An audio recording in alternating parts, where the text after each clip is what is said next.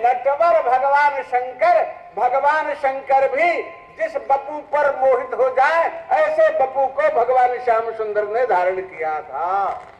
नटवर बर बपू विव्रत।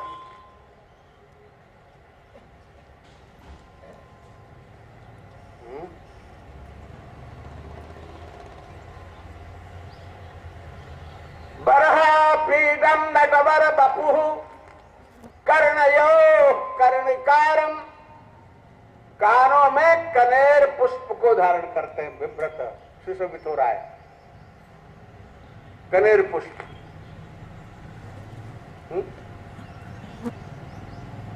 देखो पहला प्रश्न उठता है कि कनेर पुष्प को ही क्यों धारण करते, गुलाब क्यों नहीं धारण करते, बेला को क्यों नहीं धारण करते, मल्लिका को क्यों नहीं धारण करते, चमेली को क्यों नहीं धारण करते, गुलाब को क्यों नहीं धारण करते। बड़ी प्रसिद्ध है गुलाब की। कमल राष्ट्रीय पुष्प है, उसको क्यों नहीं धारण करते। वो इसलिए नहीं धारण करते, कनेर का पुष्प इसलिए धारण करते हैं, ये स्टोन मुखी है। कनेर का पुष्प सूर्य की तरफ अपने मुख को किए रहता है। डालियां चाहे कितनी झुकी हो उनकी, लेकिन पुष्प प्रायः ऊपर खिलेगा।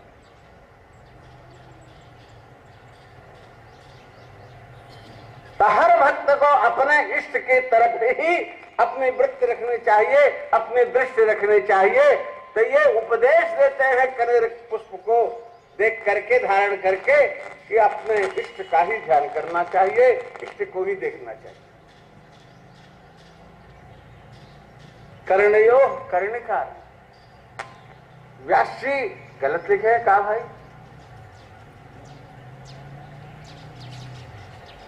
कांत दो द्विवचन कहा, कर्णयो माने दोनों कानों में। अब कर्णिकार एक कहा, एक वचन, कर्णिकारम एक कनेर पुष्प दोनों कानों पर धारण किए हुए। कैसे हो सकता है महाराज? एक कनेर पुष्प दो कानों पर कैसे फाड़ करके रखे थे ना। एक कनेर पुष्प एक ही कान पर है।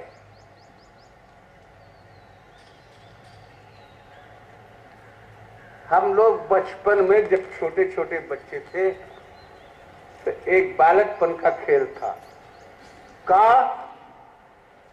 जब जाड़े में आग जलती थी उसके किनारे बैठते थे तो एक हमारे यहाँ सन जिसमें पैदा होता था तो सन निकाल लेते हैं तो जो बचता था लकड़ी उसको संठा बोलते थे। तो संठा जलाते थे तापने के लिए, तो संठा का लुकारा लेकर के यों यों घुमाते थे। खेल है, लड़केपन है। इतनी तेजी से घुमाते थे कि लुकारा था एक और मालूम पड़ता है पूरा वृत्त लुकारे का है। ऐसे ही है तो एक कर्णिकार पुष्प और श्री कृष्ण एक ही कान में धारण किए हैं और जब नृत्य करते हैं तो ऐसा लगता है कि वो कर्णिकार पुष्प दोनों कानों पर। अथवा है हो जरा जो लड़के देखने में सुंदर मुंदर होते हैं तो थोड़ा सुनकर नखड़ा भी उल्टा रहता है। क्यों है? तो क्या उल्टा नखड़ा रहता है?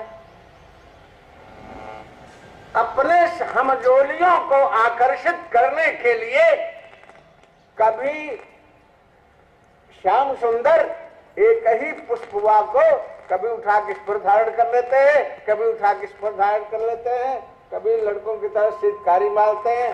क्यों काका कैसे हमसे नहीं बनता, शुरू करते हैं।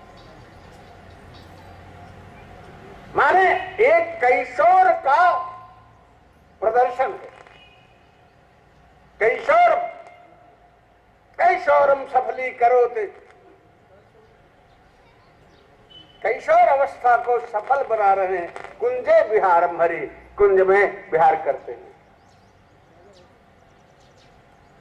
तबरहा पीडम नटवर बपुः कर्णयो कर्णिकारम विप्रदवासः कनक कपिशम वैजयंतीं च मालाम। स्वर्ण के सदृश पीतांबर धारण किए हुए और वैजयंती माला धारण किए हुए। नारायण, वैजयंती माला किसको कहते हैं? मैंने शायद कल के प्रसंग में संकेत किया था वनमाला का। हाँ जी, हाँ, वनमाला की बात कहे थे। वो घुमछे अलग रहे, गुंजावतन सफर पे छल सन्मुखाय वो है। वन्यस्रजे कमल वेत्र विषाण वेणु लक्ष्मश्रे मृदते पुष्पांगजाय। तो वन्यस्रजे माने वन्य वस्तुओं से बनी हुई माला वनमाला कहते हैं। तो कैसे वनमाला बनी? तो मैंने संकेत किया था, तुलसी कुंद मंदार पारिजात सरोरुवई पंचभिर्गृता माला वनमाला प्रकृतिता। पहले तुलसी का गुच्छा गूथा, आप बनाओ माला। फिर कुंद पुष्प के गुच्छा को गूथा, माला गिर पड़ेगी। तुलसी कुंद, फिर मंदार पुष्प के गुच्छा को गूथा, फिर पारिजात पुष्प के गुच्छा को गूथा। अर्थात श्याम श्याम तुलसी, श्यामा तुलसी की गुच्छा,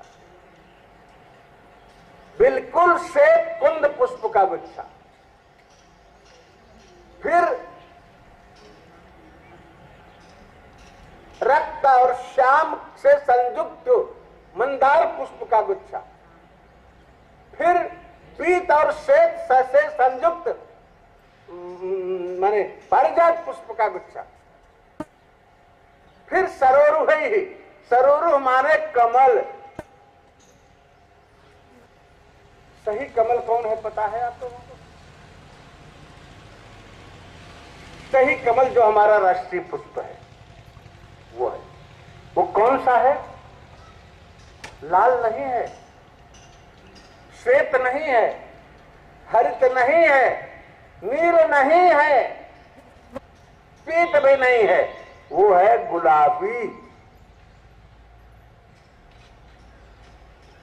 ये गुलाब जो चढ़ा हुआ है ना, ये गुलाब सही नहीं है, ये नकली गुलाब है।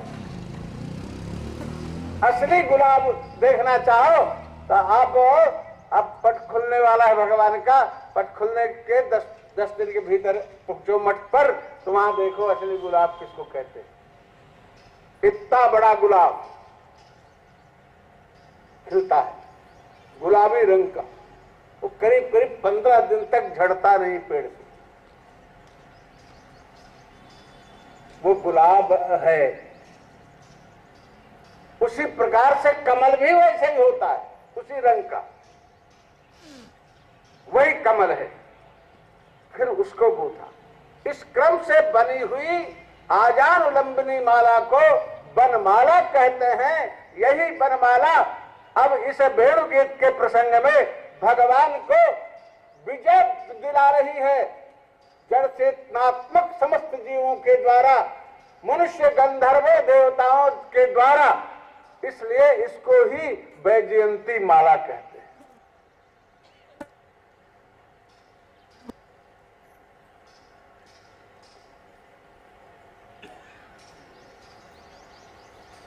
ये तो इनका श्रृंगार है। रंध्रान वेणो अधर सुधया पूरयन, अपने अधर सुधा के द्वारा वेणु के छिद्रों को पूरित करते हुए।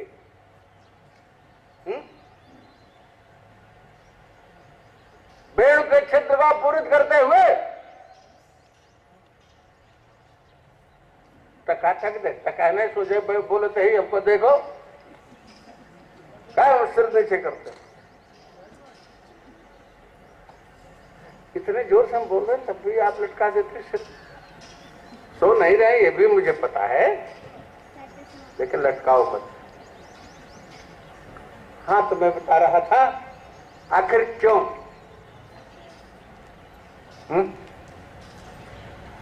ये वेणु कौन है? वेणु कौन है? शंकर जी हैं। और ये वेणु को बजाने वाले कौन हैं?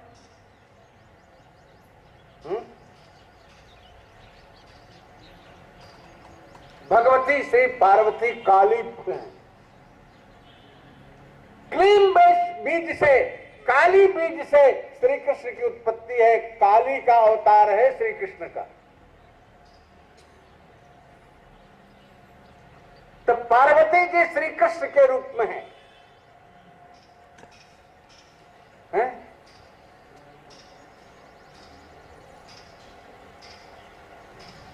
तो काली पार्वती के अधर सुधा का पान कौन करेगा?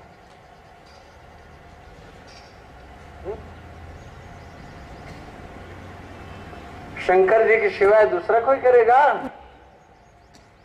तो वेण रूप श्री कृष्ण और वेण रूप शंकर जी भगवती पार्वती स्वरूप श्री कृष्ण के अधर सुधा का पान करते हैं। अथवा श्री कृष्ण को भी पुल्लिंग मान लिया जाए, यद्यपि ये सब पुल्लिंग उल्लिंग कुछ नहीं, न स्त्री है न पुरुष है, इनका से कोई बात नहीं आ रही है। कौन है? न पुरुष है न स्त्री है, तीसरा जो होता हो वो समझ लो। ऐसे ही है ब्रह्म। अन्य चांसका पुरुषाम कृष्णस्तु भगवान स्वयं। श्री कृष्ण एवं ब्रह्म।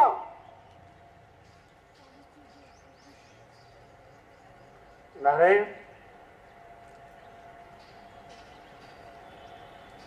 अच्छा ये बताओ,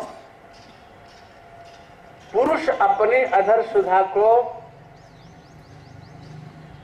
पी करके अनुभव करना चाहे तो कैसे कर सकता है? साहित्य का सिद्धांत है, नायिका के अधर रस को पान करता है नायक, और नायक के अधर सुधा का पान करती है नायिका। लेकिन नायक ही अपने उधर सुधा का पान करना चाहे तो कैसे पान करेगा? यहां श्री कृष्ण ही नायक हैं। श्री कृष्ण अपनी अधर सुधा का पान करना चाहते हैं और उसके स्वाद का अनुभव करना चाहते हैं। कैसे करें बेचारे? तो श्री कृष्ण ने अपने अधर सुधा को वेणु को दिया। अब वेणु जो है भगवान शंकर का स्वरूप है, वो भी सछिद्र है, निश्चिद्र नहीं है। वो त्यागी है, वो सारे जगत को बांट दिया उसने। अरे सारे जगत ने उसको पिया, जड़ चेतन जावत जीव हैं, सबने पिया। उनकी जो पृथक पृथक परिस्थिति हुई और उन पर प्रभाव जो हुआ, उस प्रभाव को ब्रजांगनाएं पृथक पृथक शुद्ध श्लोकों में वर्णन आगे करेंगी। तो नारायण उन वर्णन किए हुए पद्धति के द्वारा उन्हें अपने कानों से सुन करके और अनुभव करते हैं, अपने कानों से पीते हैं अपने अधर सुधा को, और अपने अधर सुधा को पी करके आनंद में विराजमान रहते हैं।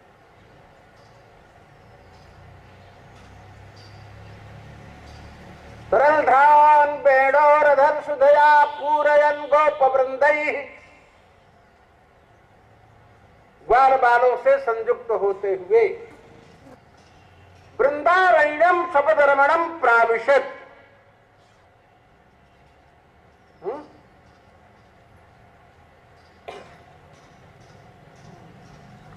गोप वृंदई गीत कीर्ति। गोप बालकों के द्वारा गाई जा रही कीर्ति जिसकी, कौन कीर्ति है अभी तक इनकी? उतना उद्धार शक्तासुर उद्धार, बकासुर उद्धार, कागासुर उद्धार प्रवृत्ति, इन लीलाओं का वर्णन ग्वाल बाल आपस में करते हुए पीछे पीछे चल रहे हैं। ऐसे श्री कृष्ण वृंदावन में प्रवेश करते हैं। कैसे वृंदावन में प्रवेश करते हैं? कीदृशोऽयं वृंदावनः,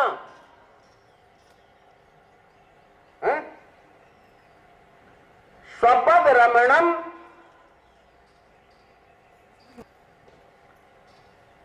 वृंदारण्यम स्वपद रमणम प्राविशति। स्वपदः वैकुंठः, वैकुंठादपि अधिकम रमणीयम जद वृंदावनम भगवत पादाय तस्मिन् वृंदावने प्राविशति। वैकुंठ से भी अधिक भगवान के चरणों को जो सुख प्रदान करने वाला वृंदावन है, ऐसे वृंदावन में प्रवेश कर रहे हैं। क्यों भैया? वैकुंठ तो कैसा है? किसने देखा है वैकुंठ को?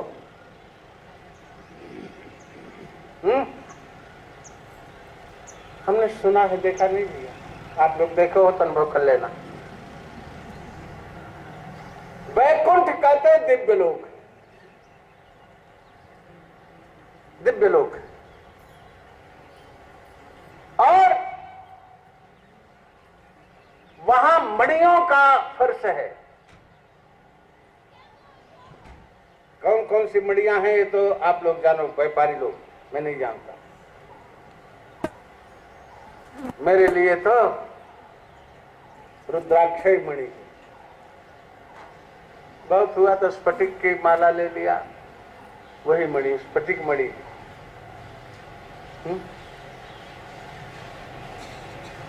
और मणियों को तो मैं नहीं जानता। तो उन मणि में वैकुंठ से अधिक जो भगवान के चरणों को सुखप्रद है, ऐसे वृंदावन में प्रवेश करते हैं। यहाँ सुंदर सुंदर जमुना जी की सुकोमल बालिका है और उसमें पैर धरते हैं तो यों यों पैर पड़ता है और नारायण बालू दबती है, उठती है, दबती है, उठती है। ऐसे वृंदावन में जो बहुत अच्छा लगता है ठाकुर को, वहां पर चल रहे हैं, प्रवेश कर रहे हैं वृंदावन में। अथवा अरे बहुत प्रसंग है, छोड़ो, नहीं पहुंचेंगे कहीं तक। इस झांकी का दर्शन किया व्रजांगनाओं ने, सुना, दर्शन नहीं किया। अब सुन करके जागृत हुई, जागृत होकर के आपस में कहने लग गई। कौन? पहले श्रुत स्वरूपा गोपियां कह रही, गोपी कह रही, श्रुत प्रधाना गोपी कह रही है एक।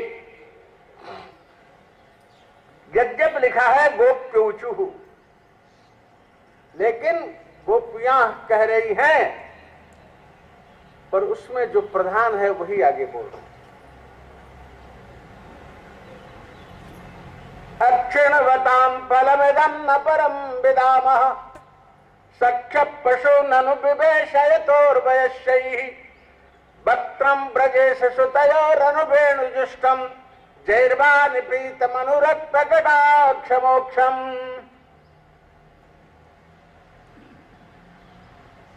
भावावेश बिचारी भूल गई व्याकरण हो।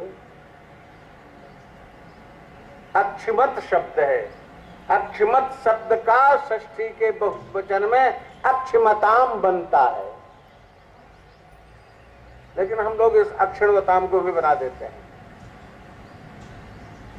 अक्षिणवताम, आंख वालों के आंख धारण करने का इससे और कोई ज्यादा फल नहीं है। कौन से? जो अभी वर्णन सुनी आई, ये कानों से देखा प्रजंगनाओं ने, और कह रही है आंख से जिसने इस छाती का दर्शन किया उसी की आंखें सफल हैं, अन्यथा आंखें व्यर्थ हैं। क्या? अक्षिणवतां फलमिदं न परं विदामः, सख्य पशु ननु विवेशयतोर्वयस्यैः सख्या पशुश्च, सखाओं और पशुओं माने गाय और गोपाल समान वय के जो हैं,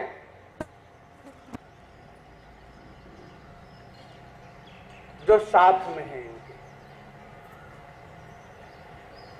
और ऐसे जो हैं इनमें जो प्रधान है वक्त्रम ब्रजेश सुतयो अनुवेणिष्टम, ब्रजेश सुतयो, ब्रजेश बाबानंद तस्य सुतः रामकृष्ण बलराम कृष्ण तयो मध्ये ब्रजेश सुतयो मध्ये, मारे उन दोनों में से अनुवेण जुष्टम जह, जिसके मुख पर वेणु लगा हुआ है, ऐसे का वक्त्र माने श्री मुख का जो दर्शन करे उसकी ही आंखें सफल हैं, नहीं तो नारायण आंख मत रखो, आंख मत रखो।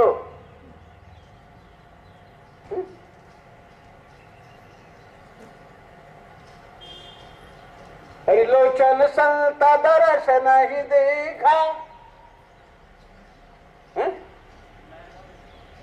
नैनन लोचन हम कौन भेजे, नैनन संत दर्शन ही देखा, दोनों का अर्थ के अरे लोचन मोर पंकज मिलेखा, जिसने अपने आंखों से श्री विग्रह का दर्शन नहीं किया उसकी आंखें मोर पंख के समान हैं, ये बातें आ चुकी हैं। तो जैर्बान प्रीत मनोरक्त कटाक्ष मोक्षम, तो कटाक्ष क्या है उसी को और बता दे संक्षेप में, फिर आगे चलते हैं। अब ब्रजांग कौन सी झांकी करें, किसको देखें, तो ब्रजांगनाएं बता रही किसको देखो, क्या चूत प्रबाल बरह स्तव कोत्पलाब्जो मालानुपृक्त परिधान विचित्र वेशौ मध्य विरेज तुरलम पशुपाल गोष्ठाम रंगे जथा नगबरौ कुछ गायमानौ। नवीन नवीन आम के कोपल, जिनके पत्ते चूप रहे हैं, जिनके फल चूप रहे हैं, और नवीन कोपल पत्तियां जिसमें आई हैं, उन नवीन कोमल पत्तों को गुच्छा बना करके गूंथो। कौन सा रंग है कोई नहीं बता सकता, सही रंग देख करके ही समझने वाला समझ सकता है। फिर प्रबाल मोरपंखी, फिर मयूर पक्ष बरह, उत्पलाब्ज कमल, चूत प्रबाल बरह स्तव कोत्पलाब्ज, इस क्रम से बनी हुई मालानुपृक्त परिधान विचित्र वेशौ, जिन्होंने श्याम और पीत पहन रखा है, पीतांबर श्री कृष्ण, नीलांबर बलराम, और माला पहन रखी है ऐसी, और ये दोनों आगे आगे चल रहे हैं, कांधे पर कमरिया है, हाथ में लकुटिया है, कमर में बसुरिया है।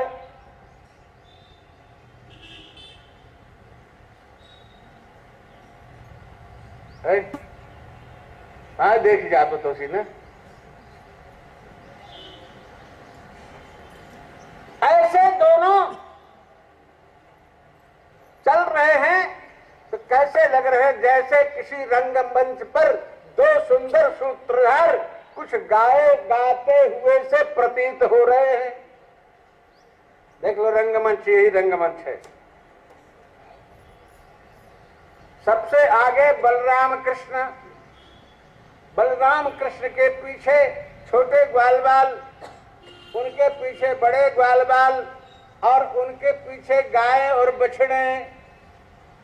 इस प्रकार की झांकी से श्री वृंदावन धाम में ठाकुर प्रवेश कर रहे हैं, ऐसी झांकी को करते हुए अपने जीवन को सफल बनाने का प्रयास करना चाहिए। तो ये भैया सभी जीवों पर क्या क्या प्रभाव पड़ा है, अगर इसको वर्णन करने लग जाएंगे तो बहुत देर हो जाएगी। वेणु के प्रति स्पृहा करती हैं, वृंदावन के प्रति स्पृहा करती हैं, हरिणियों के प्रति स्पृहा करती हैं, नारायण गायों के प्रति स्पृहा करती हैं, देवांगनाओं के प्रति स्पृहा करती हैं, पक्षियों के प्रति स्पृहा करती हैं, जमुना के प्रति स्पृहा करती हैं, गोवर्धन के प्रति स्पृहा करती हैं।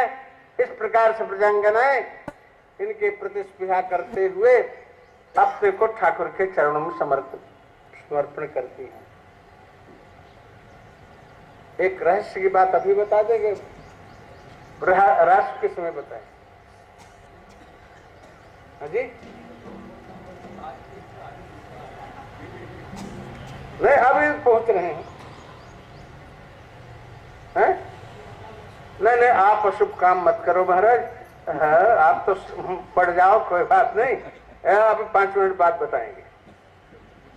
उसके बाद दूसरे दिन हेमंत ऋतु के प्रथम महीने में नंद कुमारिकाएं माने प्रजांगनाएं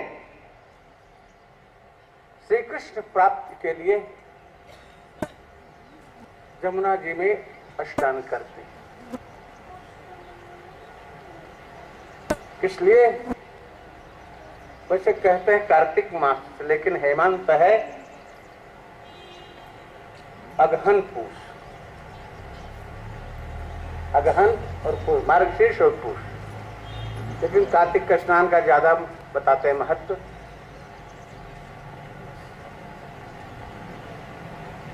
तो समझ लो कार्तिक हो, अगहन हो, चाहे जो मार्गशीर्ष हो, तो स्नान करके कात्यायनी देवी की पूजा करती हैं। श्री कृष्ण हमें मिले।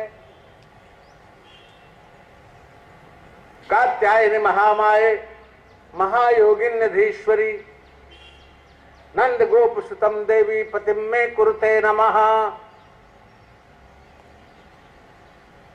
लोग नारायण हे महाराज जी, हमारी बेटी की शादी नहीं हो रही, क्या करें, बहुत वर्ष से परेशान।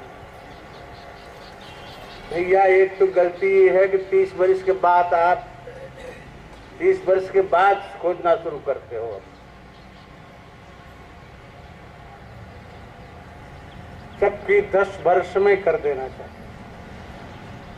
सरकार भी कहती है 18 वर्ष की बेटी का विवाह कर दो, लेकिन आप 25 के बाद ढूंढना शुरू करते हो, 30 में भी नहीं मिल पाता, 35-40 हो जाता है। गड़बड़ करते हो आप। डीएम से कम बेटी न हो और कमिश्नर से कम दामाद न हो।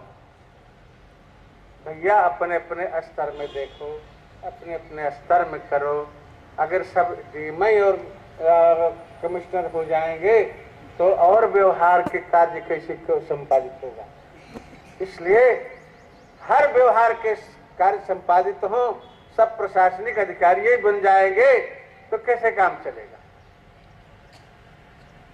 इसलिए समय से करना चाहिए। आजकल के नियम के अनुसार 18 वर्ष की पुत्री का विवाह जरूर कर देना चाहिए। 20 वर्ष का बालक, 18 वर्ष की बालिका। चलो भाई ठीक है। तो आते हैं महाराज, विवाह नहीं हो रहा, और हम कहेंगे कि अगर तुम्हें चाहिए पति तो बेटी का विवाह करना चाहते हो तो बेटी से कहो इस मंत्र का जप करे, इस मंत्र का जप करे। कात्यायनी महामाये महायोगिन्यधीश्वरी नंद गोप सुतम देवी पतिम में कुरुते नमः। ये सिद्ध मंत्र है, न मालूम कितनों को सफलता मिली है। नारायण श्री कृष्ण प्राप्ति के लिए प्रयांगना ये कर रही, तो न आ करके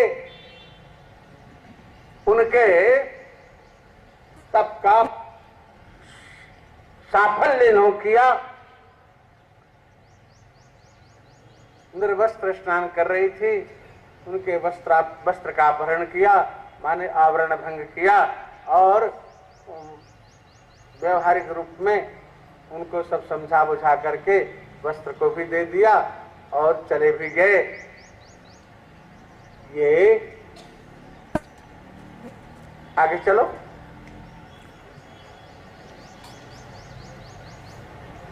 एक दिन श्याम सुंदर श्री कृष्ण बलराम के साथ समस्त ग्वाल वालों के साथ गोचारण के लिए आगे बढ़ते हैं।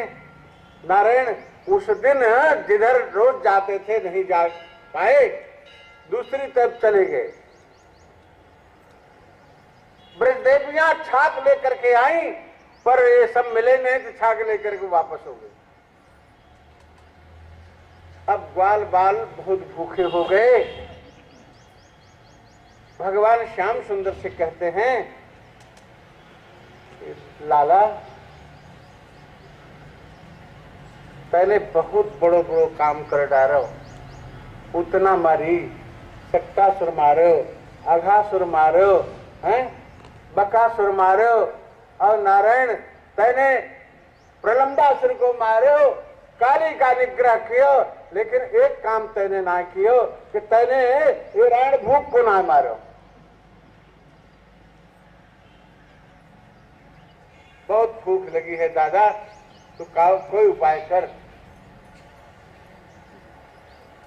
श्याम सुंदर ने समझ लिया,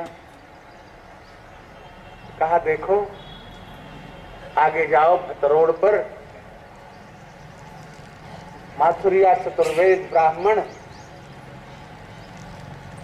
वैदिक यज्ञ कर रहे हैं, उनसे कुछ अन्न मांग लाओ, बता दो कि बलराम कृष्ण आए हैं गोचारण करते हुए और भूखे हैं, वो अन्न मांग रहे हैं, तो दे देंगे तो ले आओ और खा लिया जाए सबको मिलकर। ग्वाल बाल जाते हैं और पंडित लोग अपनी पंडिताई में मस्त हैं, बेचारे कहते हैं लेकिन इनकी तरफ देखा भी नहीं। कौन कहे अन्न देने को, इनको इनकी तरफ देखा भी नहीं। कहीं मंत्र न भूल जाए, कहीं कर्मकांड न छूट जाए, इस विचार से देखा भी नहीं। लौट के आए ग्वाल बाल, श्री कृष्ण से कहा दादा तू किनके के पास भेज दियो, महाकंजूस ब्राह्मण हैं, हम लोगों को देने को कौन कहे, हमारी तरफ देखा भी नहीं। ब्राह्मण को कंजूस नहीं होना चाहिए। ब्राह्मण का कर्तव्य ही है दान देना, दान लेना। दान लो और दान दो, धड़ल्ले से लो, धड़ल्ले से दो। कंजूस हो तो बनिया हो, ब्राह्मण का एक हो।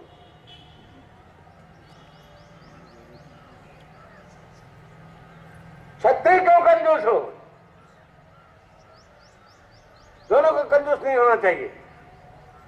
वैश्य व्यापार करके संग्रह करके राष्ट्र का हित करे, समाज का हित करे, वो उचित खर्च करे। नारायण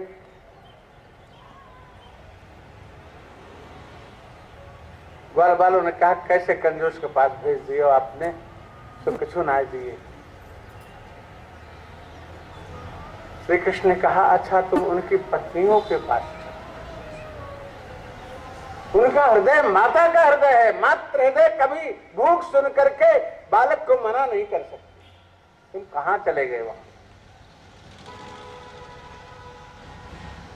गए यज्ञ पत्नियों के पास।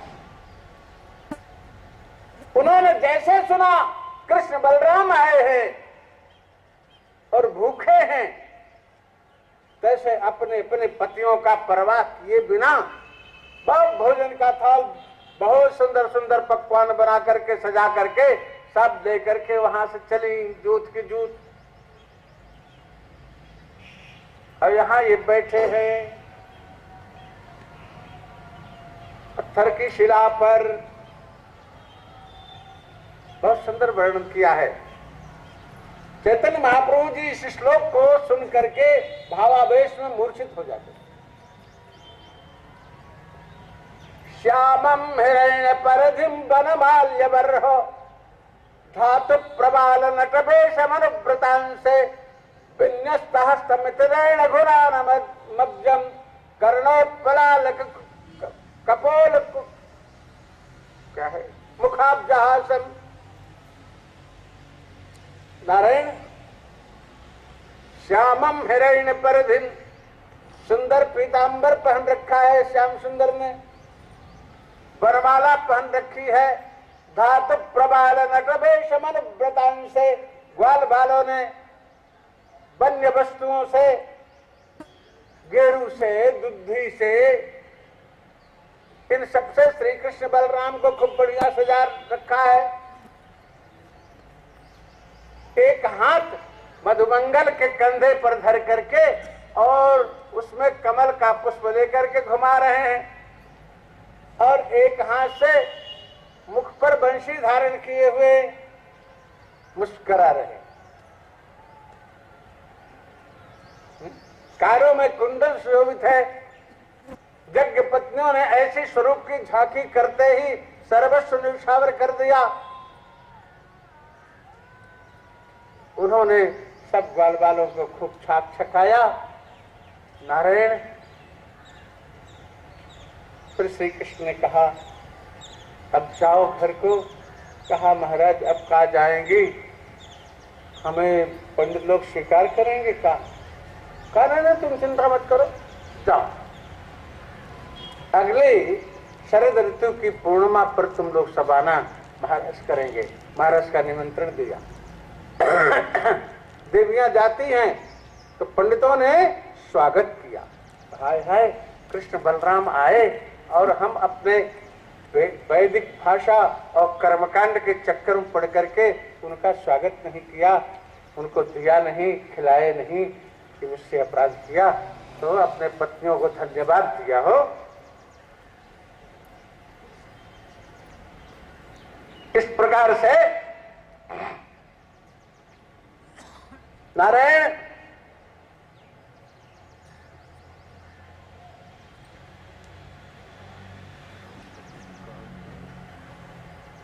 गोवर्धन पूजा की बात कहते हैं। ब्रज में इंद्र की पूजा प्रसिद्ध थी। इंद्र की पूजा की तैयारी हो रही थी। श्री कृष्ण ने देखा, सुना, बाबा से बात किया। सभी ग्वाल वाले एकत्रित हुए, बड़े बूढ़े सब, उसमें चर्चा हुई और श्री कृष्ण ने कहा इंद्र की पूजा नहीं करनी चाहिए। बाबा ने कहा अगर इंद्र की पूजा नहीं करेंगे तो हमारे गाय बछड़े क्या घास खाएंगे, वर्षा नहीं होगी, सूखा पड़ जाएगा, तो सब कष्ट में होंगे। जब इंद्र वर्षा करता है तो सब घास होती है और खा करके गायें हमको सुख देती हैं, इसलिए इंद्र की पूजा करते हैं। भगवान कृष्ण ने कहा कभी इंद्र को देखा है? और वो भगवान कौन?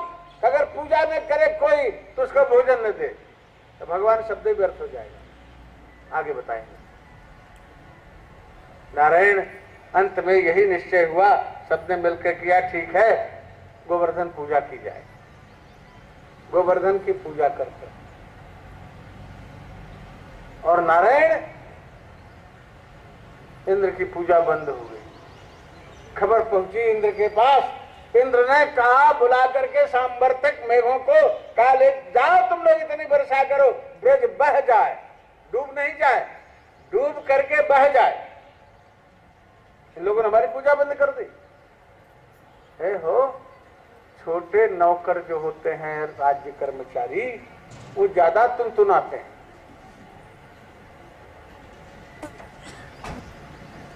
कोई आईएएस अफसर होगा, बड़ी गंभीरता से बोलेगा, बड़ी गंभीरता से चलेगा, बड़ी गंभीरता से बात करेगा, लेकिन प्रमोटेड जो हो जाते हैं ना, तो प्रमोटेड हैं।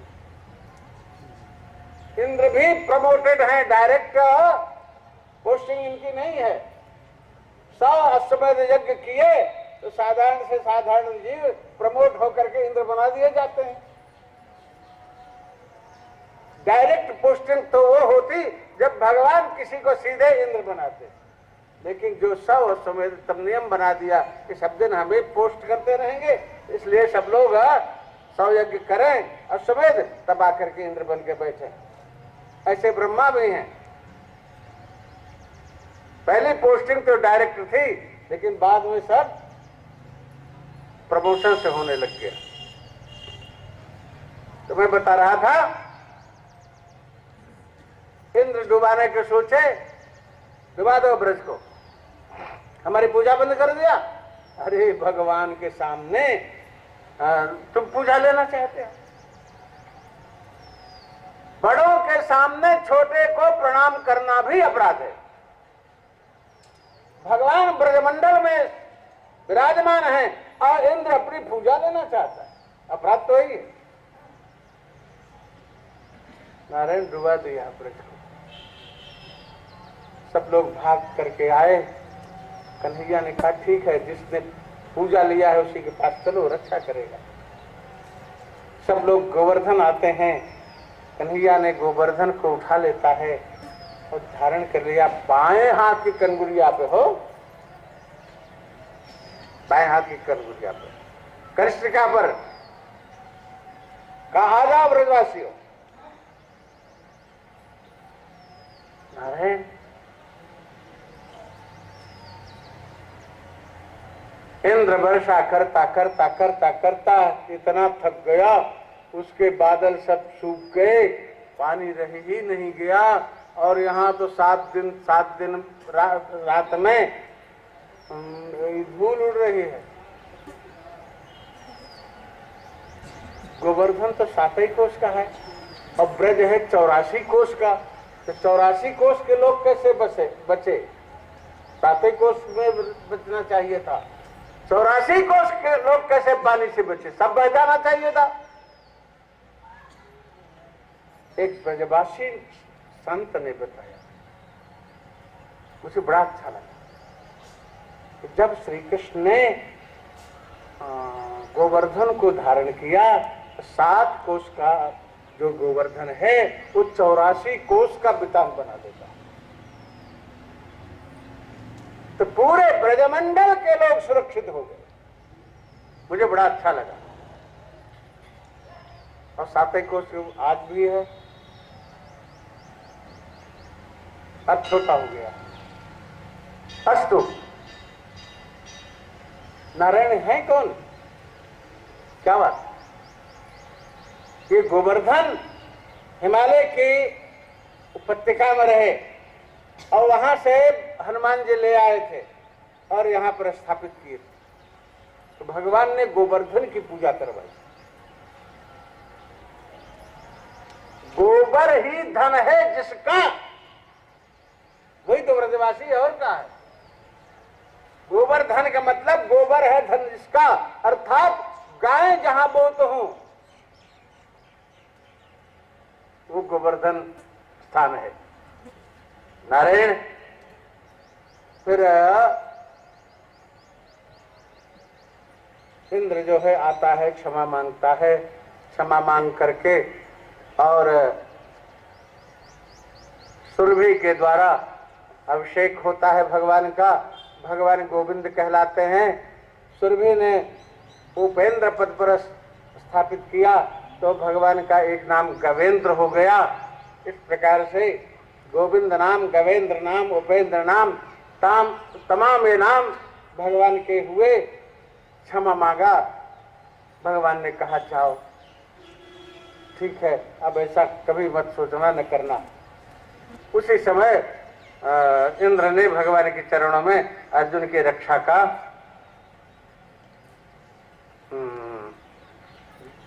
प्रार्थना किया कि अर्जुन की आप रक्षा करें। नारायण इस प्रकार से गोवर्धन लीला समाप्त हुई। गोवर्धन धारण लीला।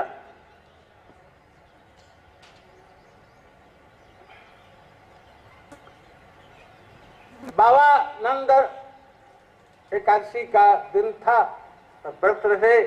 सवेरे जरा जल्दी उठ गए, चले गए जमुना नहाने और समय का ध्यान नहीं रखा। स्नान के लिए डुबकी लगाई और वरुण के जो गण हैं वो बाबा को उठा ले गए। सवेरा हुआ, बाबा का पता नहीं, ढूंढने जाते हैं सब लोग, श्याम सुंदर भी जाते हैं, देखा वस्त्र के बाबा के वहां पड़े जमुना किनारे। ठाकुर जी भी गोता लगाए और चले गए वरुण लोग। वहां पर देखा तो बाबा बैठे हैं और वरुण भी बैठे हैं। वरुण ने स्वागत सत्कार किया, सिंहासन में बैठाया, पूजा की, सम्मान किया। और ये राम राम पूछा कैसे ले आए बाबा को? कहा महाराज ने ले आया तो आपका दर्शन कैसे होता, भगवान आपकी कृपा है इसीलिए बाबा को हम ले आए थे। कहा इसी बहाने आपका दर्शन होगा। बाबा को विदा किया सम्मान के साथ। आ गए श्री कृष्ण वृंदावन में। फिर एक दिन गोष्ठी हो गई, सभी ब्रजवासी इकट्ठा हुए। बाबा नंद से पूछते हैं, अच्छा नंद तू बता सही सही ये तेरो छोरा है कि तेरो छोरा नहीं है? इतना ज्यादा ऐश्वर्यशाली ग्वाल बाल नहीं हो सकता कोई, तेरे पास छोरा आयो कहां से? हे भगवान, बाबा का जवाब दे। बाबा ने कहा इसकी विलक्षण प्रतिभा है, इसको सांडिल्य ऋषि जी ने मुझसे बताया था और सब लोगों का समाधान हुआ। अब समय आ गया भैया, चलो। भगवान पिता रात्रि शरदोत्फुल्ल मल्लिका वीक्षरन्तुम मनश्चक्रे जोग मायामुपाश्रिता। महाराज का प्रसंग उपस्थित होता है। भगवान अपनी शब्द जो मिल रहा मैं तो उसी को पकड़ रहा हूं और मेरे पास कुछ नहीं। माने भगवान भी ताह रात्रि ही, ताह रात्रि है ब्रह्म रात्रि वीक्ष देखकर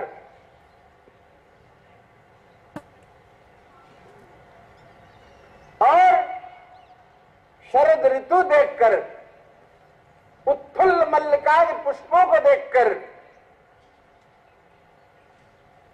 रंतुम मनश्चक्रे रमण करने के लिए मन बनाया। हे भगवान, कहां तो कहते हैं साक्षात ब्रह्म है, अब कहां रमण करने का मन बनाए रहे? अच्छा, मन कहीं बनाया जाता है? कौन बनाता है मन? कुम्हार कि लोहार कि बढ़ई? कौन मन को बनाता है?